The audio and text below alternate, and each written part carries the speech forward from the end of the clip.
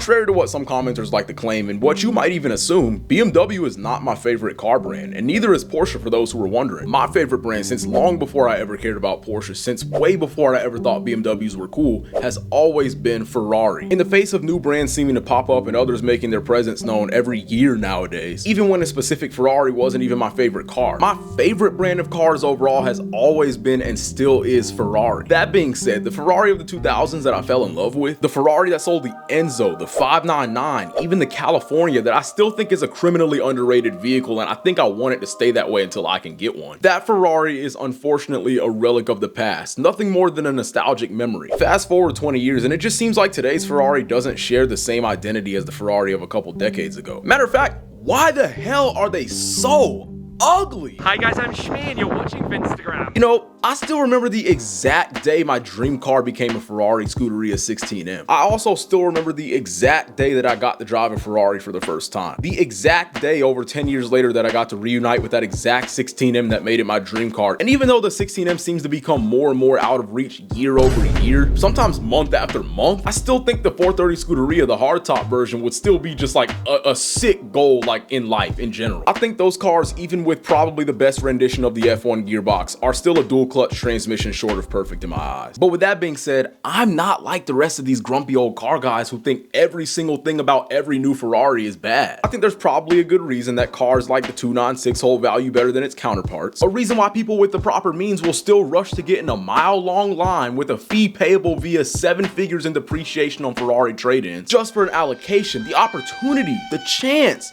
to be able to purchase the newest really cool limited run Ferrari. And I get it, we might talk a lot of trash about these modern cars as a whole, but I think a lot of the components that go into a new Ferrari are great. And while admittedly I haven't driven any of the new stuff, I'd be willing to bet that in this modern, muted, and electrified world of automobiles, that Ferrari still offers the Ferrari feel that you would expect. Maybe not compared to their previous models, but certainly compared to their modern competitors. I think a lot of what they learned throughout the 2010s is still prevalent, even if battened down through electrification, because not everything was great about classic Ferraris. Number one, the Getrag dual clutch transmission. If you drive BMW M cars, this might sound familiar because yes, it is the same company that developed the dual clutch transmission for the E9X M3 in 2007. Fast forward a couple years, Getrag releases a new transmission, and I'm not exactly sure how similar this one is to the one in the E9X M3. The model number did share the same prefix, but this time it was a transaxle that could handle more torque, and this is what they ended up dropping in the Ferrari 458 and F12. Also, the SLS and later the AMG GT received this transmission, but this video is about Ferraris. Don't worry, this won't be the end of this conversation on this channel. This transmission though, and by this transmission I mean all variants of the Getrag DCT, have to be the best automatic transmission for driving enthusiasts, especially those who are used to a manual. So if you ask me, do I miss manuals in Ferraris?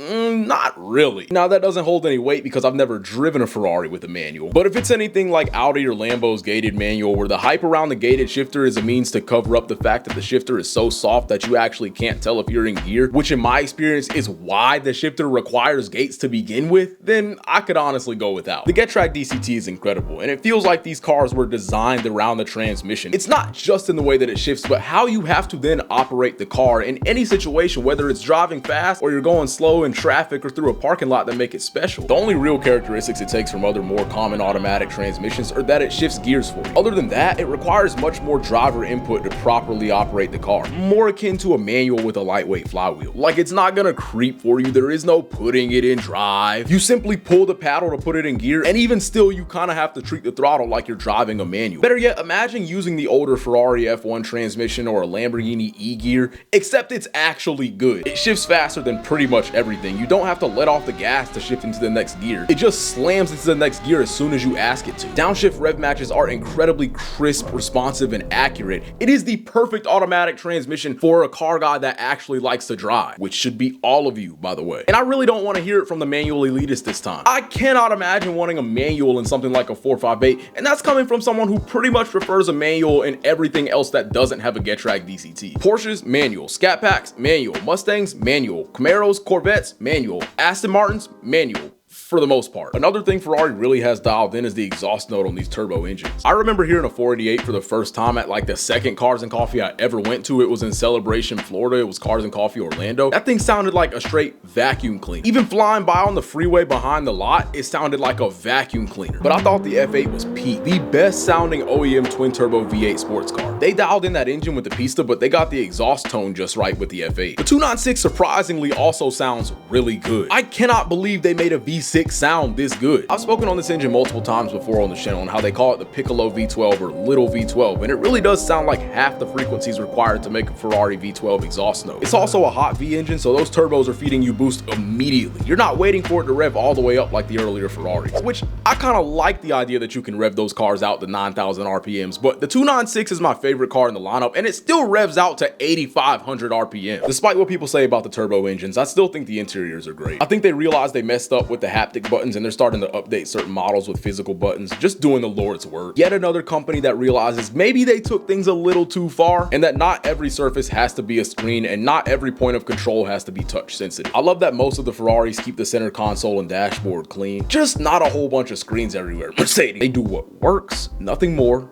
nothing less. Except when they do this, but usually nothing more, nothing less. Then they just bathe it in Italian leather and 1x1 weave carbon fiber that I think more companies should offer. Oh, and did we forget to mention that they offer non-hybrid, naturally aspirated V12s that they just continue to figure out how to squeeze more and more power out of by revving it even higher with even larger displacement and no battery assistance. Like, how is this even still legal? Not to mention what you've been witnessing over the past 10 years or so are some of the most reliable Ferraris of all time. There's a reason why you see a lot of 458s, 488s, F12s, 812s, and even SF90 sometimes still going for a lot of money when compared to their MSRP with stupid miles for a supercar. Even though I'm not confident about anyone's long-term EV battery reliability except Toyota, they hold value like this because they're not as terribly unreliable as McLaren's. They also don't release 10 of the exact same car, but they offer a driving experience that's just more special than a Lamborghini Huracan. That is a hill I will die on. We will not argue about this in the comments. But why in the hell can't Ferrari figure out how to stop making ugly Ferraris? You know, I never really was that big of a fan of the SF90. I've kind of warmed up to it in the same way that others may have warmed up to the G80 M3, but I always thought the F8, the 488 Pista, but not the 488 GTB, were always the lookers of the turbo Ferrari era, and some might even say that the F8 is ugly. I think things started going downhill not when they ditched Pininfarina, but when they ditched round taillights. This new taillight design wasn't the entire issue, but this design language that introduced the new taillights was too different, too avant-garde. Ferrari of the recent past has always been more of a champion of conservative design more than their counterparts, and their vehicle designs are generally of more traditional beauty. And like I said, I don't think all post-Pininfarina cars were bad. I always thought the F8 was what the 488 should have been off rip, but then they absolutely butchered the styling of the headlights and the taillights on the SF90. And that's when I started to see the beginning of the end. And I can't lie, like I said, I started to warm up to the SF90. I get the hype, but I think that design just opened Pandora's box, and the designs only got more and more controversial from there. I actually hate to say that I like the XX Stradale, but liberties were certainly taken. There's a more mathematical side to me that loves the XX Stradale. If y'all watch my recent vlog, you'll actually learn that I don't hate the mustache on the Dodici Cylindri as much as I thought I would. But even if it looks good on that car doesn't mean we can just start slapping it on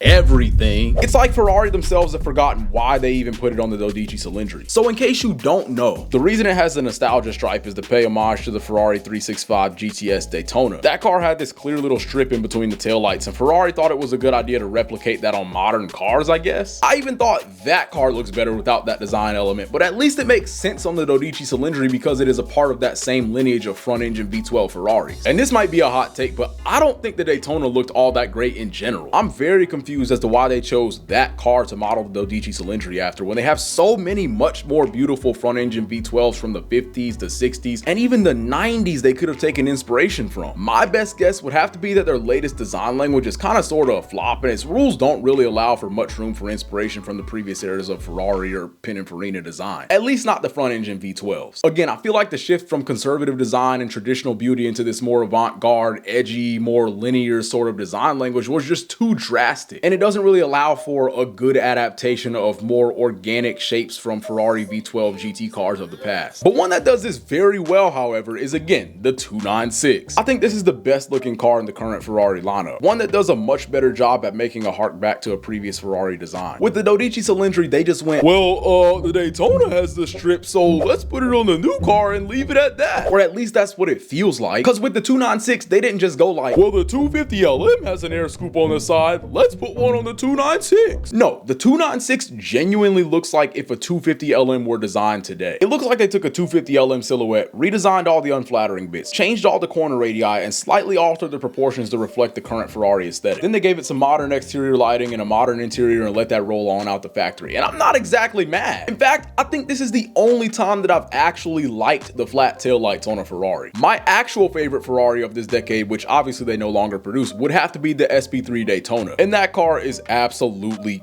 gorgeous. Naturally aspirated mid-engine V12 with no hybrid assistance, unlike the LaFerrari. It doesn't do the whole flat tail light thing as good as the 296, and I don't even think a light bar was fitting on that vehicle. They definitely could have designed that rear end better, but even still, I think the SP3 was such a great look back into historic Ferrari prototype designs. They definitely put their foot in that one, which is why I'm so confused as to why they did what they did with the 12 Cylindri. Then not only that, they took the stripe that they won't let you paint, by the way, and put it on the F80 hypercar. That doesn't even make sense. And that car would have looked so good without the stripe. A lot of people just hate that car altogether, but I think it's a rather good looking machine, and I think it was just overshadowed by one poor design choice that they won't let you option out, by the way. It's crazy how they let you option this in on a 458, but won't let you option this out on a $4 million car. Like, bro, this car better be the invisible fucking boatmobile for $4 million if I wanted to. And have y'all seen the renders without the nostalgia stripe? It looks like a road going version of something that could have been a Le Mans prototype in the 80s or 90s, like a CLR or a 962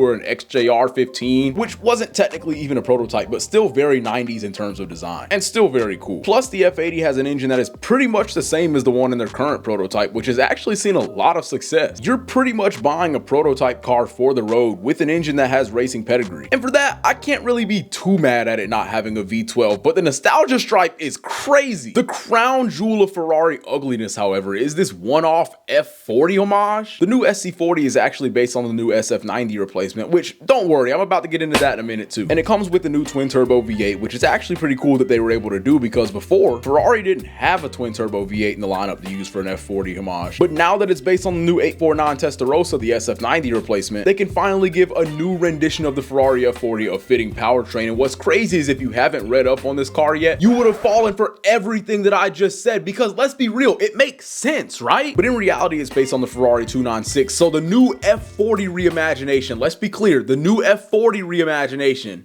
has a V6?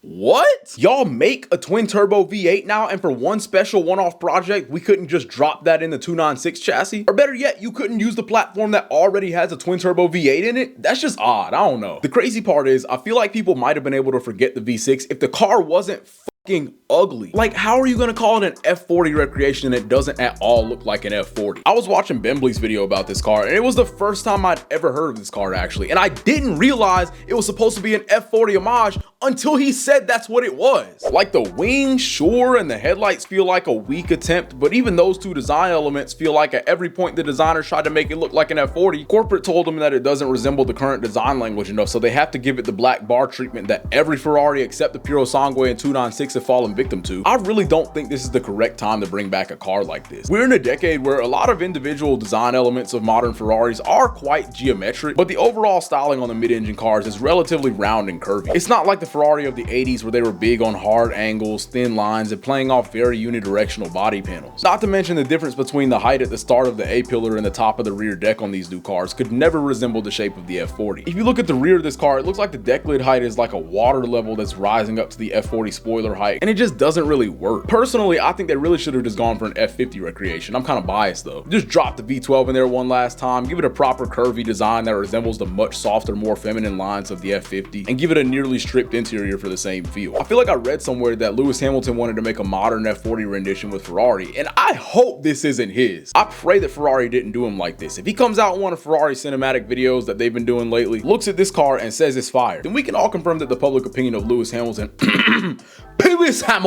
is bought and paid for by the Italian mafia at Ferrari corporate. I will no longer trust the opinion of Lewis Hamilton on anything aesthetic. Wait, I never did. Okay, I'm not gonna lie, this rear 3/4 angle is actually not bad. It's great. Without the wing, that looks better than the 296. Okay, whoa, chill. This is not a great looking car overall. The new SF90 successor felt like they took an already controversial design and said, how can we make this less controversial? So better looking? No, like worse looking, just easier to hate. It would no longer be a contested aesthetic, it would just be universally hated. How do we do this? Well, we can start by giving it the nostalgia stripe, which again makes no fucking sense on something that doesn't belong to the same lineage as a Daytona. Then we can take the nostalgia stripe and just put it down the side as well. Oh, then just screw up the shape of the front end entirely and name it after something that barely makes sense in this context. The 849 Testarossa. Okay, damn, after looking at it, this high rear angle does actually look kind of nice. I hate to like how this looks in the same way that I hate that I like how the F80 M3 sounds. Like, I know it's bad, but something deep inside me won't let me hate it. And I'm trying very hard to hate this vehicle. It's not a great design, at least I don't think it is. Just something about that rear end, just like,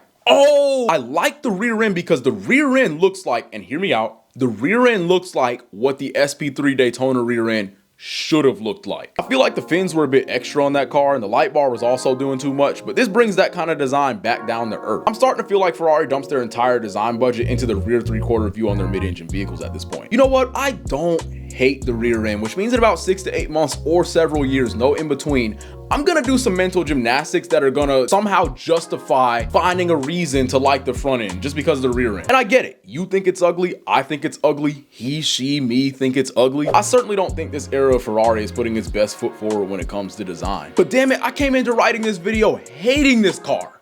And now I've talked my way into somehow liking it. Almost liking it. Almost. This was supposed to be an 849 Testarossa hit piece, and now I want to hit myself for not being able to do it. I've made some videos that might make people think that I hate all cars that either A, everybody else likes, B, I cannot afford, or C, anything for the rage bait. But in reality, that's never been me. I just have opinions that conflict with a lot of other people, especially a lot of prominent voices in the automotive space who have collectively influenced having certain opinions on certain cars into the status quo of the car community. And I initially had this awakening when I started driving a lot of these cars, that maybe everything isn't as it seems, and that a lot of these car journalists don't actually offer a ton of objectivity when it comes to qualitative observations. And to be honest, I didn't even see it coming this time. I thought I was gonna hold the popular opinion that this car is just butt ugly, there's no other way around it. That this car has a face that only a marketing department could love, and Ferrari is actively trying to make an ugly car. But after seeing the Dodici Cylindri in person and that solidifying my overall positive opinion on that vehicle, I think I'm just gonna have to wait and see this one for myself. Lewis Hamilton!